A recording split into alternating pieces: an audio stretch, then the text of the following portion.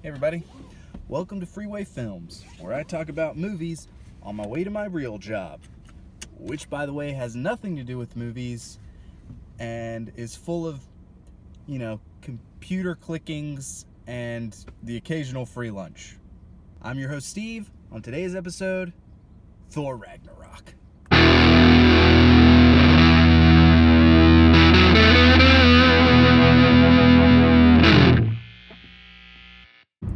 So Thor Ragnarok is an awesomely funny movie. In fact, it's so funny, you forget that Thor's three best friends died, his father dies, and we find out he lied to him about his evil sister. His entire planet is destroyed and stranded in space because of Thor. Oh yeah, and his girlfriend dumped him. So the good news is the people of Asgard have survived. Bad news, they're now homeless and jobless with no real plan of survival. But man, Korg, he's hilarious, right? So I've heard a lot of people say that the problem with Thor was that we didn't really get to feel the weight of those events. And I would disagree. I mean, honestly, did we ever really care about the Warriors 3 and Odin and Asgard? No. We just wanted Thor to save Earth, get away from Asgard, and kind of stick it to his dad, because his dad, Odin did banish him in the first movie. So, and Odin in the second movie didn't like Natalie Portman. And who couldn't like Natalie Portman? So, do we really care that Odin died? Or his three friends? They didn't really do much for him anyways. So, and neither did Asgard. He spent most of the three movies getting away from Asgard and having some weird obligation to it. And it's just a place. In fact, that was the whole theme of the movie, that it's just a place, and it's not really a big deal. I'd argue that, because we didn't care about those things, it kind of made the movie work. Without caring, we were free to laugh at Asgard's destruction.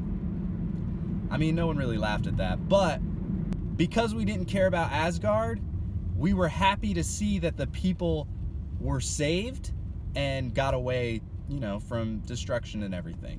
That's really what mattered anyways. I think it was a good direction to double down on the things that we didn't care about, double down on making us not care about them more, so that way they could double down on the things that we do care about, like Thor and Loki and Hulk. And because the film didn't care about those things, we got to see a great more many things, like Sakaar and Valkyrie and the Contest of Champions and Jeff Goldblum. All things we wouldn't have got to care about if they kept talking about Asgard and Odin and the Warriors 3. We've seen that. We don't really care anymore. They weren't that great in the first two movies.